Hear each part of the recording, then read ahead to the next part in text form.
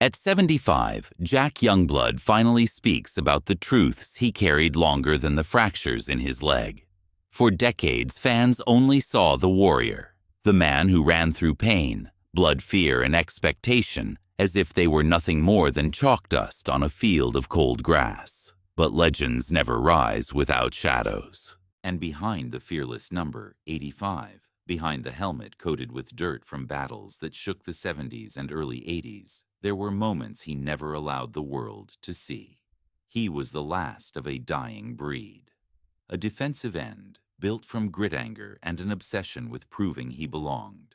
Every snap felt like a personal war. Every opponent felt like a test of his identity. And yet the fiercest fights of his life were not the ones that made the highlight reels.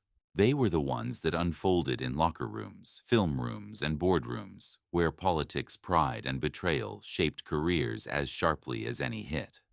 Now, after a lifetime of silence, Youngblood opens the vault, not about injuries, not about fame, but about the 6 hidden truths that defined his rise, his fractures, and the dark conflicts that molded his legacy. Why did one of the toughest men in NFL history spend years carrying grudges that even time could not dull? Why did certain betrayals cut deeper than broken bones? And why is he finally ready to tell the story now?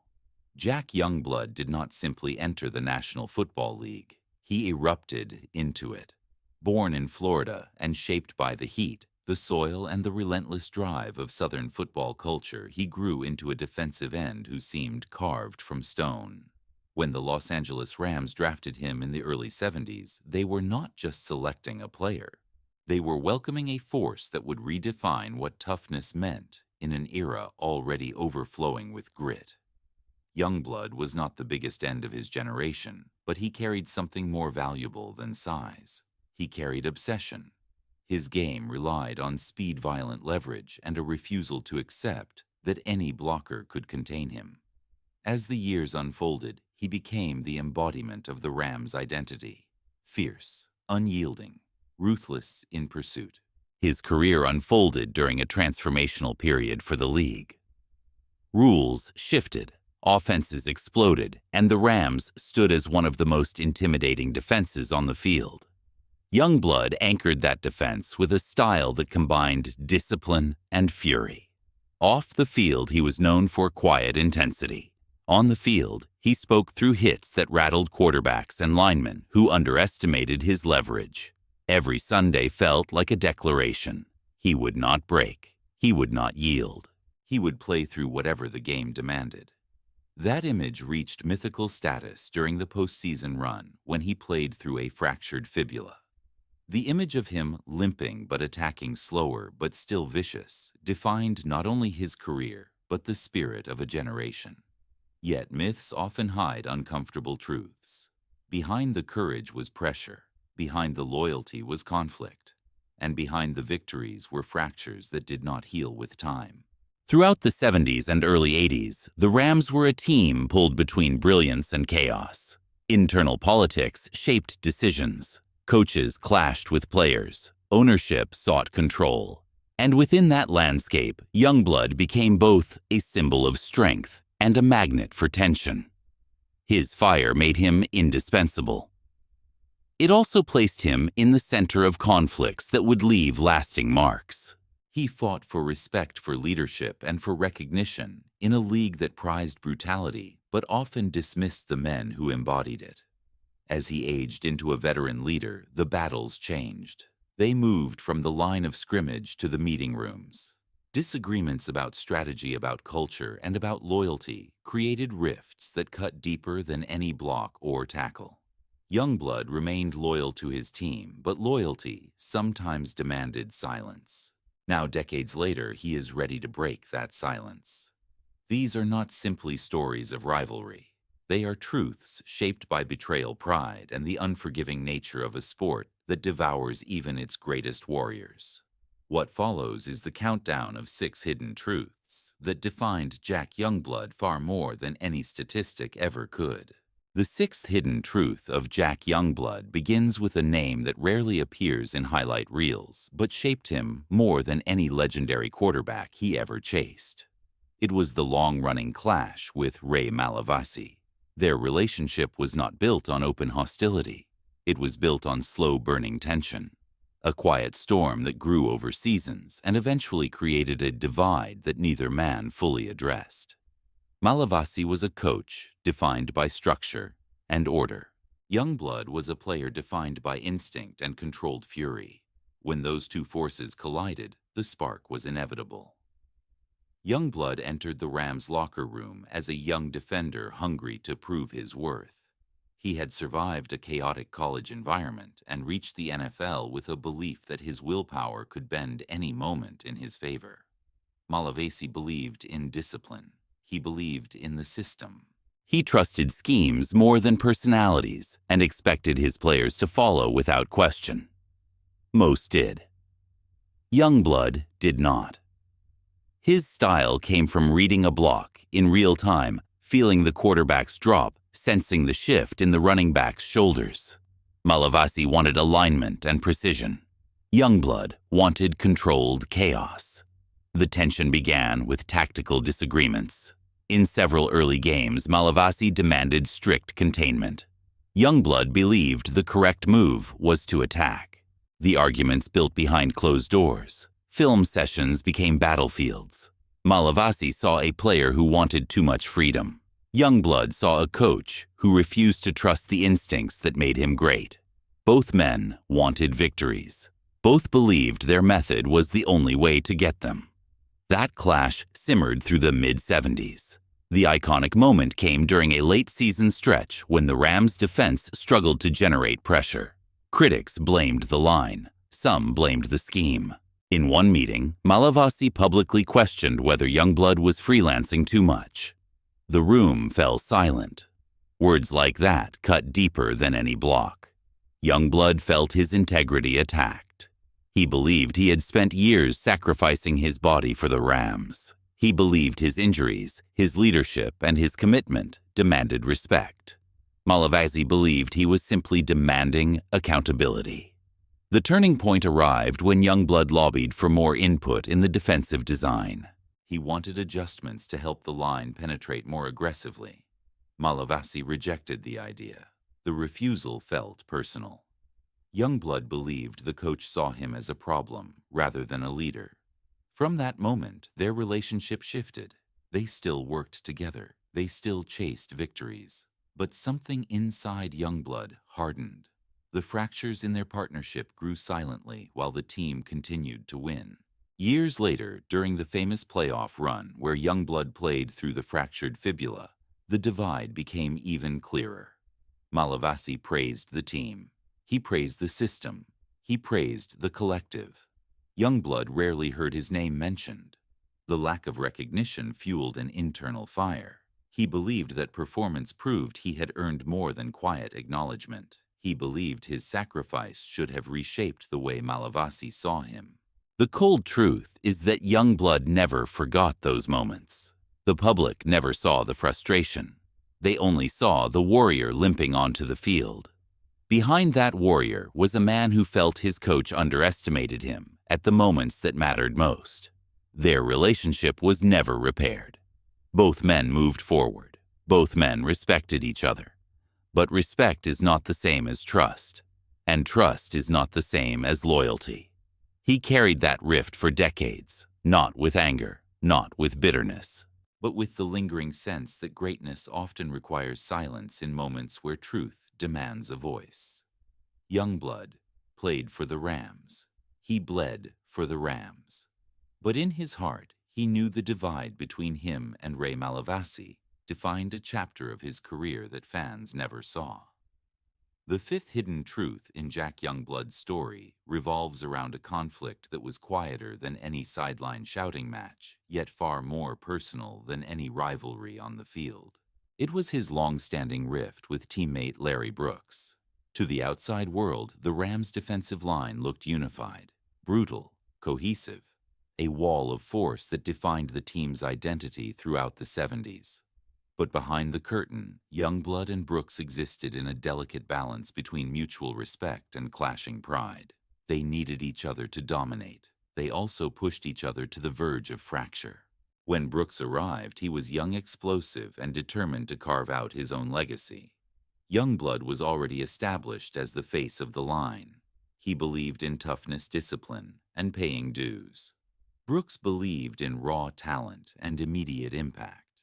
Their first training camp together became an early flashpoint. Brooks attacked drills with reckless hunger. Youngblood expected structure. He wanted the rookie to follow his lead. Brooks wanted to make his own statement. In the world of elite defensive linemen, ego is not a flaw. It is a survival tool. That shared intensity made them great. It also sparked their conflict. The tension surfaced fully during a pivotal mid-season stretch when the Rams' defense struggled. Coaches demanded adjustments. Players pointed fingers. Youngblood wanted Brooks to follow specific alignments that would funnel blockers into predictable lanes. Brooks believed he could win his matchup with speed and improvisation. The disagreement escalated behind closed doors. Voices rose. Film sessions grew tense. The line room split into small camps around differing philosophies. For the first time, the Rams' defensive front felt divided. The iconic moment came during a nationally televised game when a miscommunication between Youngblood and Brooks led to a blown containment. The running back burst through the gap for a long gain. Cameras caught Youngblood turning immediately toward Brooks in frustration. What viewers never saw was the explosion that followed on the sideline. Words flew. Coaches intervened. Teammates pulled them apart. The divide that had quietly grown now became a visible fracture. But the real cold truth was deeper. Youngblood believed Brooks did not respect the years he had spent building the Rams' identity. He saw Brooks as a rising star who did not fully appreciate the sacrifices that came before him. Brooks, on the other hand, believed Youngblood wanted too much control over the line. He felt his own instincts and talent were being constrained. Neither man was wrong. Neither man was right. They simply lived in different eras of the same battle. The defining moment of their conflict came during the postseason. Youngblood, playing hurt, demanded absolute discipline from the defensive front. He believed any misstep could cost the Rams everything. Brooks believed they needed to take risks to win. Their visions clashed. In a private meeting that few outside the team ever heard about, they confronted each other with an honesty that cut harsher than any hit. Youngblood spoke about legacy. Brooks spoke about evolution. They were fighting for the same cause, but through different lenses. The truth is that the two men never became close friends. They respected each other. They made each other better. They built a defensive identity that still echoes through Rams history. But their relationship remained defined by a quiet rivalry rooted in pride, purpose, and the hunger to lead. Youngblood kept that truth silent for decades, understanding that unity was part of the myth. Now, with time having softened the edges, he admits it was one of the most draining battles of his career. A battle not fought in stadiums, but in meeting rooms, practice fields, and the fragile space between two dominant personalities who refused to yield. The fourth hidden truth behind Jack Youngblood's legacy was his long-running tension with ownership, specifically with Carroll Rosenblum, and later the transition of authority that followed his death. This conflict never took place under stadium lights. It grew quietly in the spaces where contracts, expectations, and power shaped the identity of a franchise.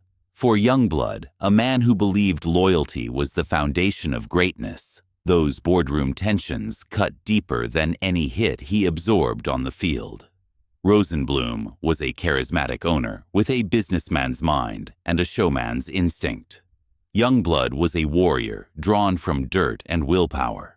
They came from different worlds and saw the game through different lenses.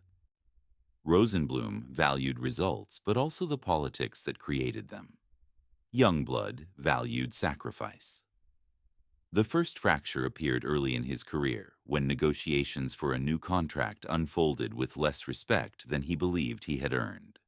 He was ascending rapidly, becoming the anchor of the defense, yet the front office treated the process like a cold calculation. To Rosenblum, it was business. To Youngblood, it was personal. The tension sharpened when decisions were made about roster moves without consulting veteran leaders. Youngblood believed the Rams were built on trust on a collective identity, forged through years of shared sacrifice. He felt ownership saw players as interchangeable parts. That belief created anger he carried quietly, especially when beloved teammates were released or traded without warning. Youngblood could bleed on the field for the franchise, but loyalty behind closed doors felt conditional. The defining moment that cemented this hidden truth came after Rosenblum's sudden and mysterious death in the late 70s. Leadership shifted, power dynamics changed. The front office was thrown into a period of uncertainty. The franchise's identity, once guided by a strong and unified vision, now felt pulled in different directions. Youngblood had been the emotional core of the team for years, yet he sensed that ownership viewed him more as an asset than a foundational leader. He continued to perform at an elite level. He continued to play through injuries with a determination that stunned teammates and opponents alike. But behind the scenes, the respect he expected often felt incomplete. One particular negotiation late in his career left a lasting scar. Youngblood believed he had earned a contract reflective of his contributions. Ownership disagreed. They valued his toughness but hesitated to invest long-term in a veteran who had already taken a decade of punishment. This disagreement unfolded in tense meetings where Youngblood felt reduced to numbers on a ledger. He had become a symbol of the Rams' defense, yet the front office saw only his age and the risk of decline. The disconnect between sacrifice and recognition deepened the emotional divide. What the public never knew was how that conflict shaped the final chapter of his Rams career. Youngblood did not demand praise. He did not expect special treatment. But he believed the franchise should honor the warrior who embodied its spirit. Instead, decisions were made with cold logic. He carried his disappointment silently, unwilling to tarnish the public image of the team he loved. Ownership believed they were protecting the organization. Youngblood believed they were forgetting the very foundation on which it was built. The cold truth is that he played some of his most inspired football while privately feeling alienated. He gave the Rams everything. In return, he received admiration from fans, respect from teammates, and caution from the front office. His conflict with ownership revealed the harsh reality that even legends can feel disposable in a league defined by money power and a fear of investing in fading warriors. He never let that bitterness shape his performances, but it shaped him. And decades later, he admits this was one of the deepest wounds of his career. Not because of money, not because of status, but because loyalty mattered to him more than anything else, and loyalty was the currency the front office refused to spend. The third hidden truth in Jack Youngblood's story was his long-standing internal war with the medical staff, a conflict woven into the fabric of his career, yet almost invisible to the public eye.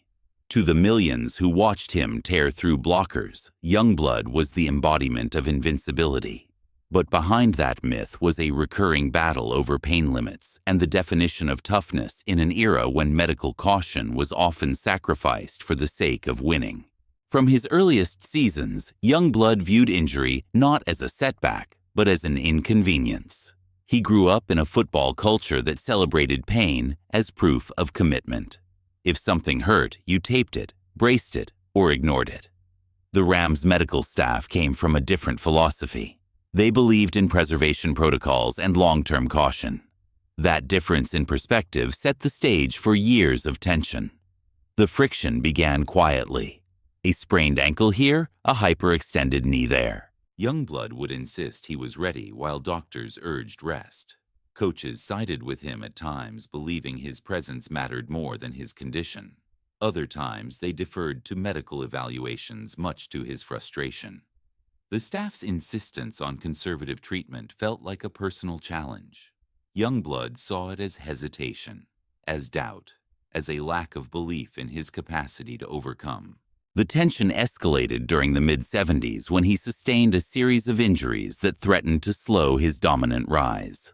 The medical team advised reduced snaps. Youngblood ignored the recommendation, pushing through practices and games with a determination that bordered on defiance. He believed pain was temporary, but legacy was permanent.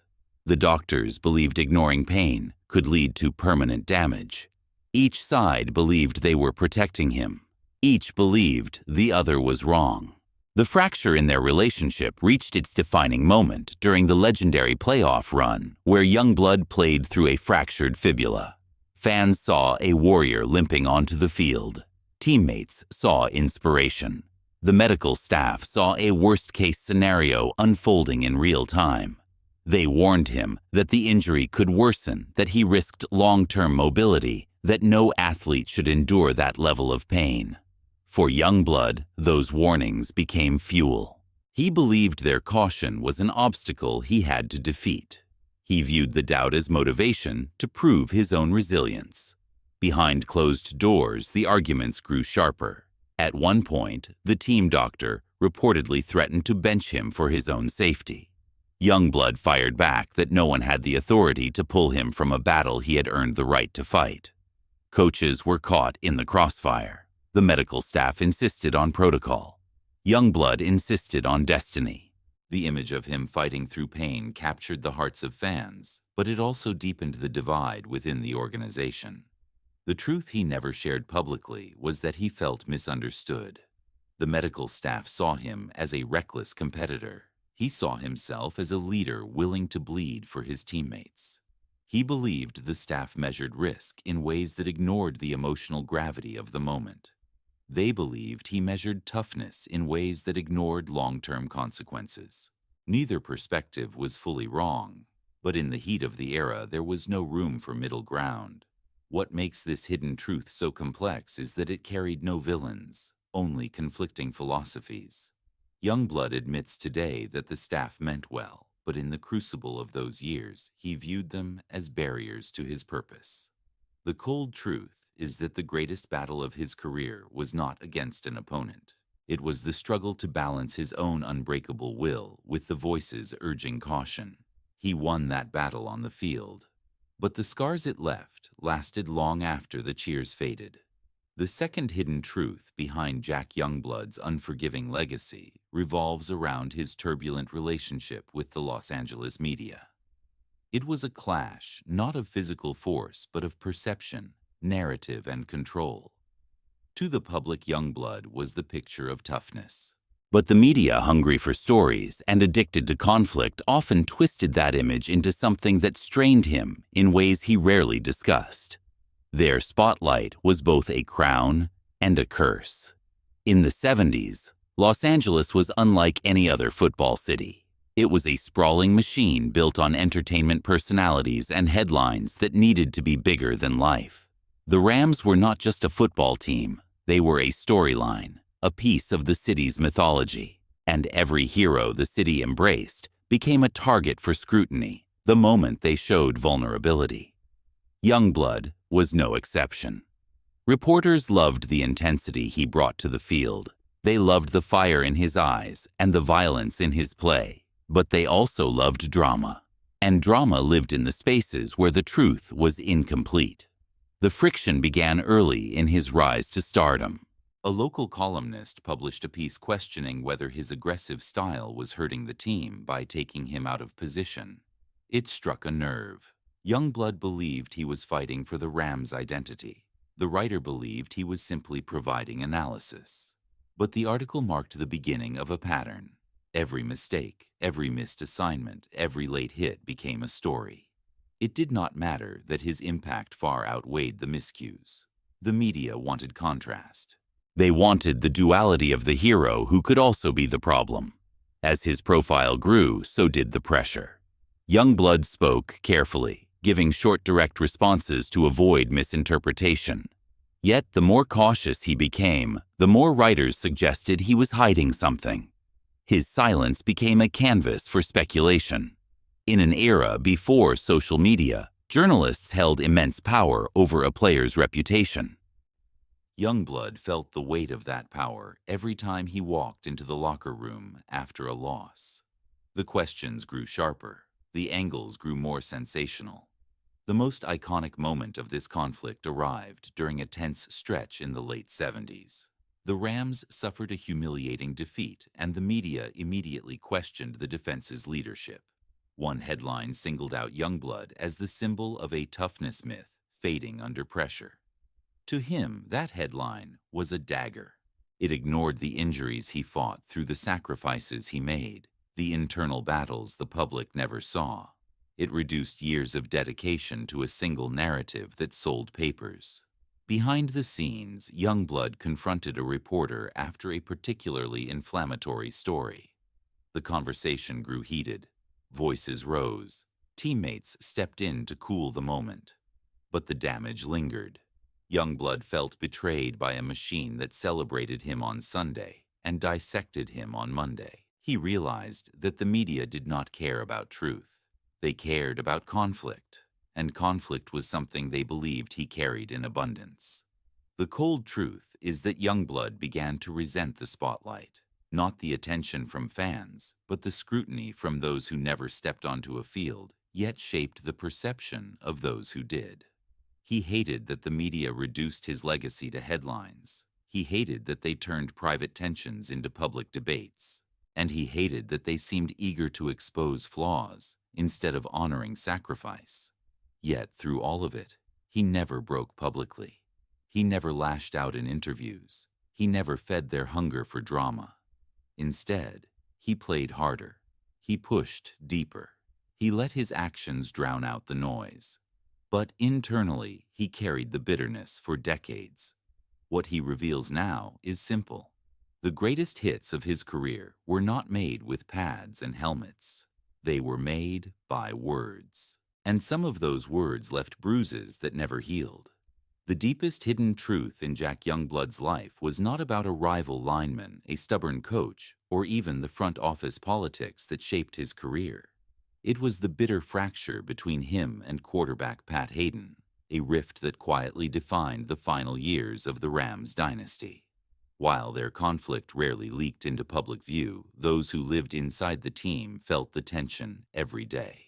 It was the clash of two leaders who saw the game and the responsibilities of that leadership through entirely different worlds. Hayden was cerebral, precise, polished, a Rhodes Scholar with a calm voice and an analytical mind. To the front office, he represented stability. To the media, he represented intelligence. To teammates, he represented a quarterback who won respect through preparation rather than intimidation. Youngblood was the opposite, raw intensity, violent purpose. A man who led with emotion sacrifice and the belief that football was not a game, but a proving ground. Their philosophies did not simply differ, they collided. The fracture began during a stretch of difficult losses in the late 70s. The defense anchored by Youngblood kept the Rams competitive, but the offense sputtered. Mistakes piled up, drives stalled. Youngblood felt the defense carrying the weight of the entire franchise only to see victories slip through their fingers because the offense could not finish. In post-game meetings, frustrations surfaced. Youngblood demanded urgency. Hayden defended his unit. What started as professional disagreement evolved into something deeper. The turning point came during a closed-door meeting after a painful loss that saw the Rams collapse in the second half. Youngblood spoke first, blunt and direct. He told the offense they needed more fire, more toughness, more accountability.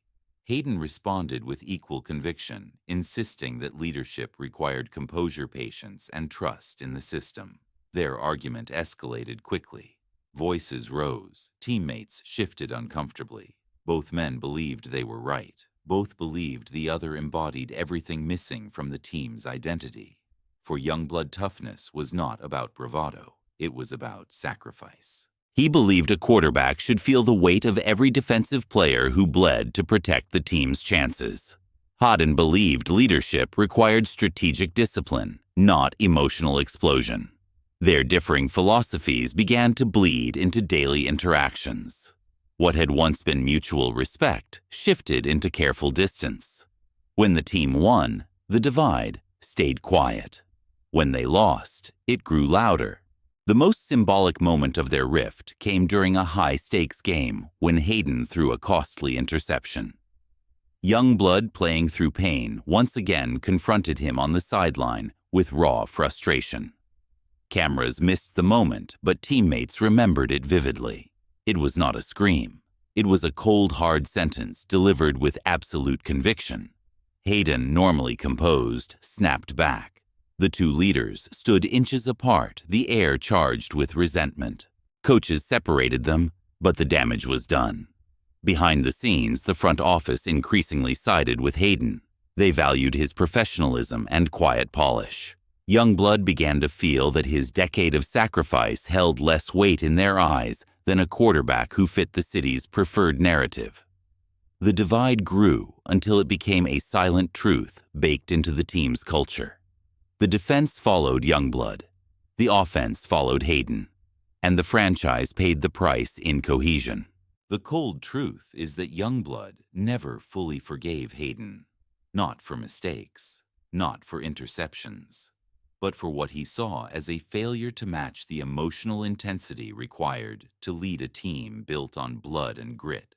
He respected Hayden's intelligence. He acknowledged his accomplishments, but deep inside he believed the Rams lost moments of greatness because their leadership was fractured in ways fans never imagined. Decades later, Youngblood admits that this rift weighed on him longer than the broken bones he played through. Because bones heal.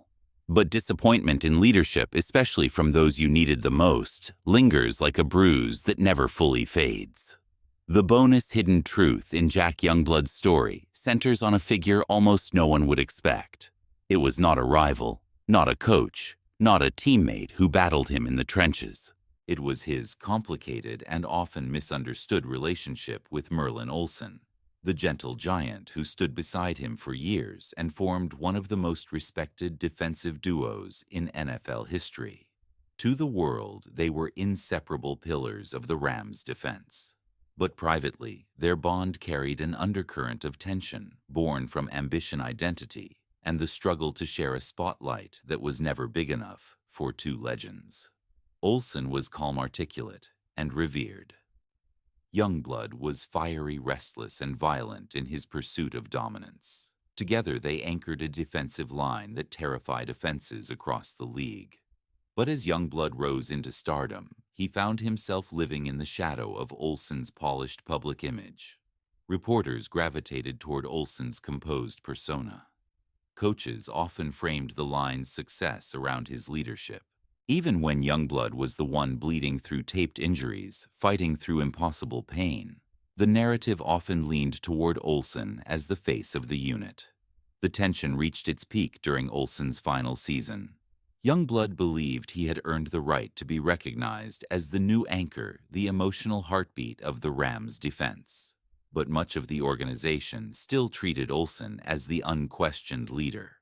Because of that, their partnership evolved into a quiet rivalry. They respected each other deeply. They played with perfect synchronicity. But privately, Youngblood felt his own sacrifices were overshadowed. The cold truth is that Youngblood never wanted Olsen's fame. He wanted balance, recognition, acknowledgement that both men carried the defense with equal weight.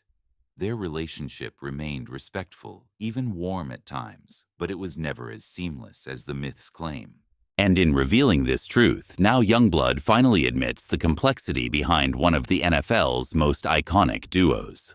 Jack Youngblood's legacy cannot be understood through statistics, highlight reels, or the mythology of playing through a fractured leg. His story lives in the spaces where conflict shaped character, where betrayal carved resolve, and where loyalty demanded sacrifices the world never saw. The 6 hidden truths he carries are not isolated memories. They are pieces of a larger mosaic that defined his rise, his suffering, and the inevitability of what he became. A symbol, a warrior, a man whose greatness was forged in tension rather than comfort. When you trace the path of his career, the pattern becomes clear. His clash with Ray Malavasi revealed a man who refused to surrender his instincts to a system that often undervalued individuality. The conflict with Larry Brooks showed the cost of trying to lead while battling a teammate as hungry and proud as himself.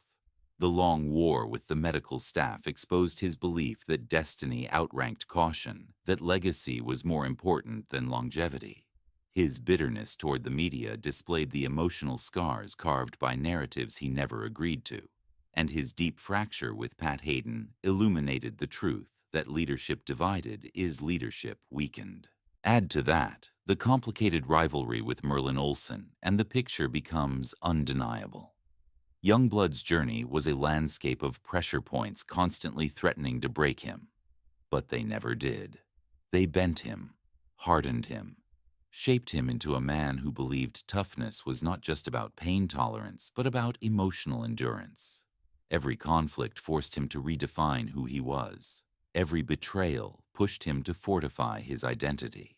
Every disappointment taught him what legacy truly costs. Youngblood played in an era defined by violent collisions, yet the most devastating collisions happened off the field. That is the untold reality. That is the truth behind the icon. And it was these tensions that powered the Rams' defense during its most dominant years.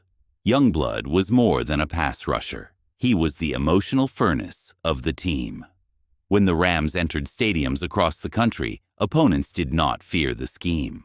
They feared the presence of men like Youngblood, who carried anger, hurt, and purpose into every snap. His hits were not just physical.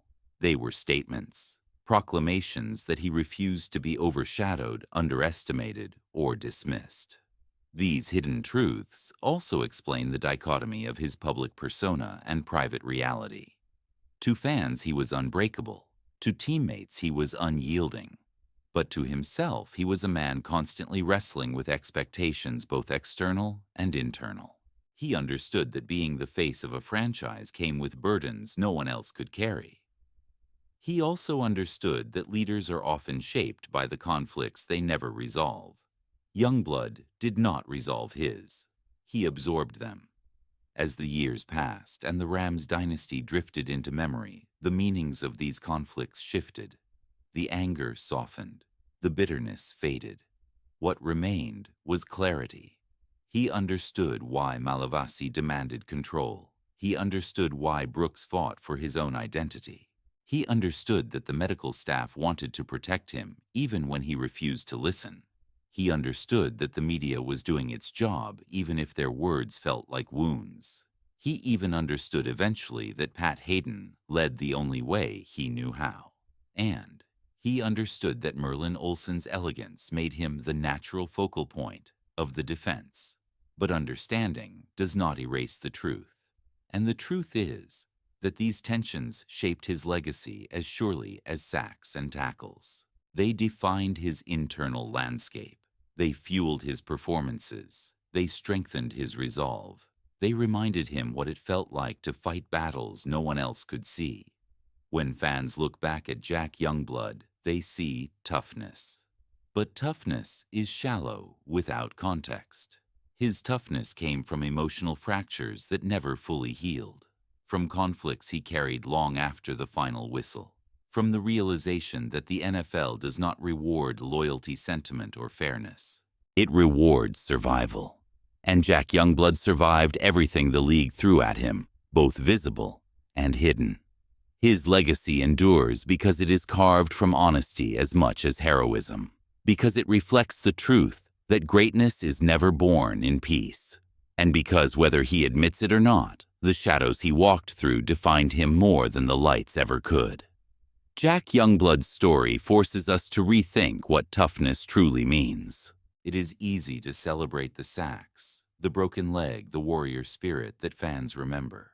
But the real strength came from the conflicts he carried long after the cleats were removed. The rivalries with teammates, the disagreements with coaches, the cold tension with ownership, the silent battles with the medical staff, and the bitterness toward the media, all shaped the man behind the legend. These were the truths he never shared. These were the shadows that built his fire. And now, after a lifetime of silence, he has finally allowed those truths to breathe. They are difficult. They are raw. They are human. They show that even the toughest man in football history carried wounds that no X-ray could capture. Some were carved by frustration, some by betrayal, some by the unrelenting pressure to be perfect in a sport that devours imperfection. That is the real story behind Jack Youngblood, a story of grit forged through conflict. A story of leadership shaped by fractures. A story of a warrior who endured more behind closed doors than fans ever imagined. Now the question shifts to you. Which hidden truth shocked you the most? Which conflict reshaped the way you see Youngblood's legacy? And do you believe the legends of the Golden Age carried more scars from the field or from the politics that surrounded it? If you want more stories that uncover what the NFL tried to bury, more revelations about the men who defined the league's greatest era, make sure you subscribe to NFL Hidden Truths. This is the place where the shadows speak, where the forgotten battles return to life, and where the legends finally tell the stories they kept locked away for decades.